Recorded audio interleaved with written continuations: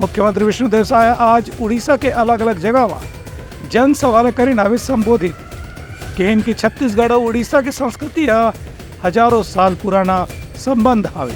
मुख्यमंत्री विष्णुदेव साय छत्तीसगढ़ में लोकसभा चुनाव खत्म होने के बाद अब उड़ीसा में स्टार प्रचारक के रूप में भारतीय जनता पार्टी के प्रत्याशी मन के समर्थन में जनसभा में भाग लेवत हैं।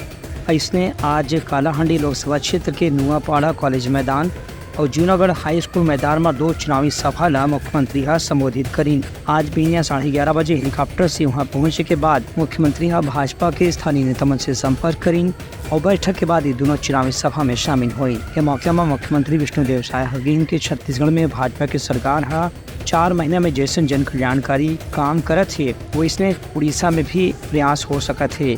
यहाँ के आदिवासी और गरीब मन के समुदाय के विकास पर भाजपा के शासन आए के बाद विकास कार्य ला और तेज गति से लागू करे जाही। उनका कहना है कि उड़ीसा के बहुत बड़े आबादी छत्तीसगढ़ में रही थे जो उनकी भाजपा के कामकाज से संतुष्ट है और खुश है।